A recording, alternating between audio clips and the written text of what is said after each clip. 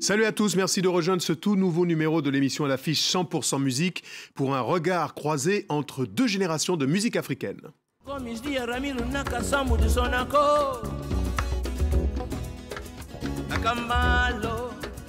À nos côtés, l'immense artiste bissau-guinéen Ramiro Naka, roi du rythme Goumbé, de passage à Paris pour présenter au public français Guitar Kelen Kelen, son nouvel album.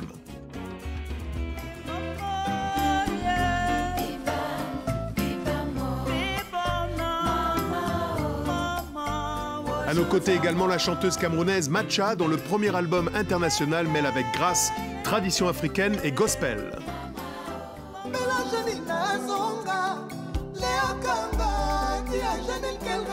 À découvrir également Reine de Saba, single qui annonce la sortie du deuxième album du chanteur congolais héritier Watanabe.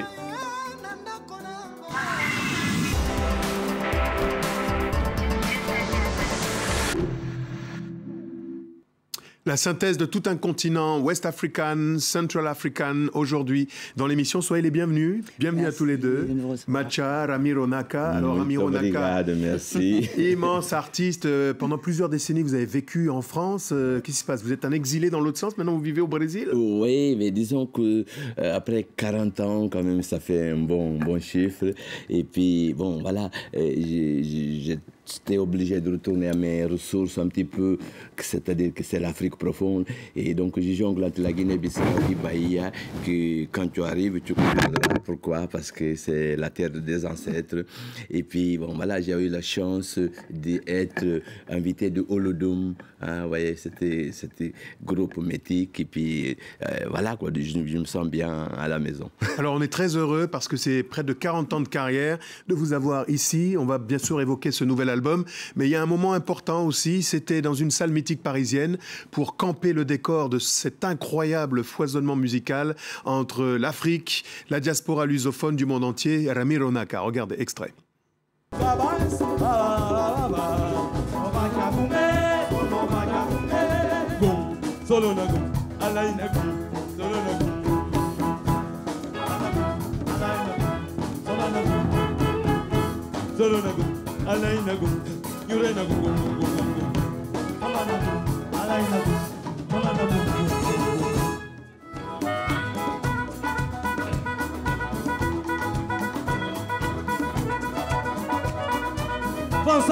Vincent Boucher.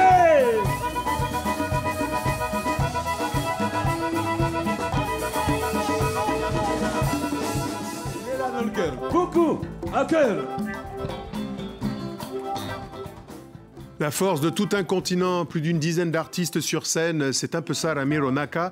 Alors, quand vous êtes arrivé au Brésil, vous avez tout de suite compris d'où vous veniez. C'est ça le paradoxe, parce que c'est la diaspora africaine, c'est l'héritage colonial portugais, c'est ce que vous avez appelé le Goumbé blues créole. Oui, et puis c'est surtout la réserve de toute l'Afrique, vous voyez. Je trouvais mon tambour de Siko, je trouvais, voilà, les chants, et puis là, il y a cette histoire de colonisation. Il y a le fado dedans. Il y a le fado dedans, vous voyez.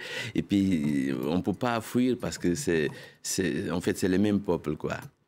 Alors, Matcha, vous vous êtes rencontrés sur ce plateau. Oui. Alors, vous êtes camerounaise. Oui. Dans une certaine... Je vais l'amener. Parce que... Ah ouais, vous voulez l'amener en Guinée-Bissau. Il est comme ça, Ramiro. Il embarque tout le monde en Guinée-Bissau, en passant par le Brésil. Alors, vous avez une démarche similaire, si je puis dire. Vous êtes à cheval entre plusieurs pays, sauf que vous, c'est le Cameroun et la Suisse. Lui, c'est le Brésil. Vous avez aussi opté pour le mélange. Hein. C'est la tradition et le gospel. Oui, et le gospel, yeah.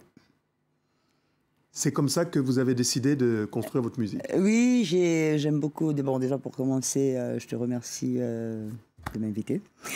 Voilà, Ngoma 4, c'est tiré, c'est la lettre à ma maman.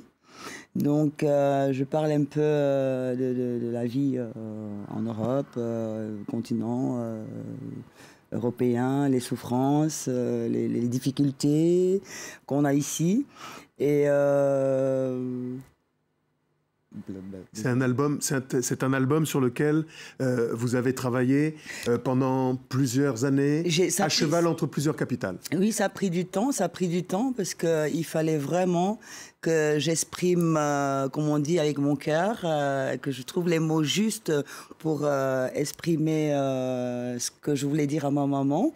Donc, j'ai fait entre la Suisse, Paris, et puis les États-Unis aussi. Je travaille avec Francis Mbappé sur l'album, parce que Ngoma 4 est tiré de l'album à venir. Et bien justement, on a la chance d'avoir un extrait de ce que donne ce répertoire. C'est un avant-goût musical, extrait de Ngoma 4, Matcha, extrait.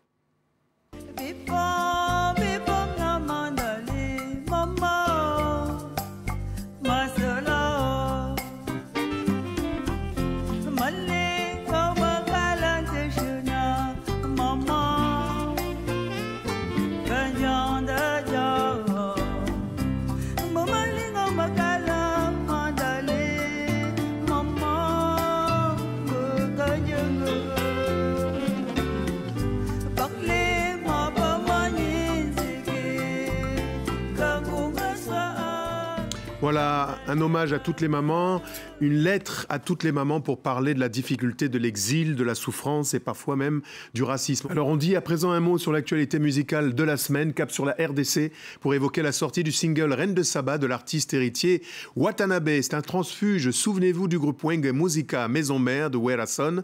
Et voici donc un avant-goût de l'album tant attendu par ses très nombreux fans en 2019. Moi beto kangi na désert kukuta porta komine polele yayo monte mo kangi avant bébé na la la wa Bénédicte monte mo kangi avant Janine na la la wa Diagoué. Chaque fois que je me plonge dans tes yeux ou que je vois ton visage, je tombe encore plus amoureux de toi, Janine Diagou. Dominique Fofé.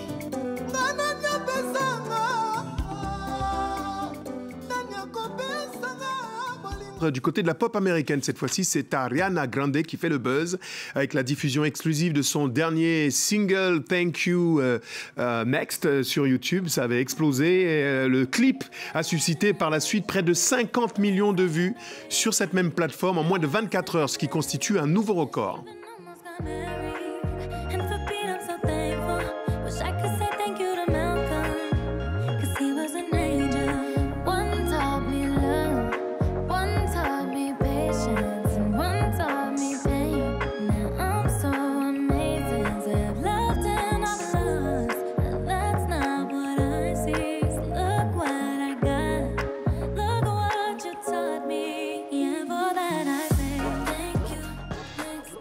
Voilà pour cette jeune chanteuse américaine qui explose tous les records. Alors vous êtes venu avec votre compagne. Oui. C'est une guitare qui raconte l'exil, qui vous a permis, dites-vous, de sauver une partie de votre âme, oui. La guerre civile, etc. C'est cette guitare qui incarne le blues créole. Voilà, c'est la guitare qui fait le blues créole, qui me permet de dire Nakan blues créole, les ancêtres en fait.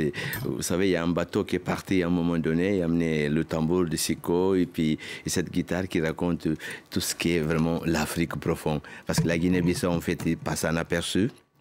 Il les cachait, comme la Guinée petit, les réserves d'esclaves, c'est là quand même.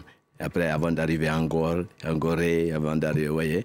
Donc, cette guitare, elle raconte tout ça dans les blues créoles. Alors, à découvrir rapidement ce nouveau répertoire sur scène et peut-être sous l'invitation de Matcha, parce que Matcha elle-même est invitée à célébrer les 85 printemps d'un grand monsieur de la chanson planétaire. Ce sera le 12 décembre prochain du côté du Palace. Vous serez sur scène avec pas n'importe qui. Manu Dibango, c'est l'anniversaire de Manu Dibango. On dirait que ça vous impressionne, vous susurrez. Non. Dites, je serai sur scène avec Manu Dibango. Non, je ne serai pas. C'est pas moi, si je ne serai pas sur scène. Il y a beaucoup de surprises, donc il ne faut pas dévoiler maintenant. Il y a pas mal de personnes qui vont lui rendre hommage. Donc voilà. Ce sera donc autour de son 85e anniversaire. Oui. Manu Dibango, évidemment, que sûr, vous avez croisé. Avec lui, bien sûr. On a travaillé Niafala, on a fait de la musique de film, on a fait plein de choses ensemble avec tonton, le couturier. Et voilà que j'ai embrassé fort. Donc profitez-en, souhaitez-lui un joyeux anniversaire. Voilà, joyeux anniversaire, surtout que comme je serais parti de 2, je serais déjà à l'autre côté de Bahia pour ne pas laisser, mais dans cette guerre difficile, Mandela est mort, donc traite de nègre, il faut que ça finisse, donc c'est pour ça, c'est les 40 ans d'Oludum, sinon j'aurais été avec vous.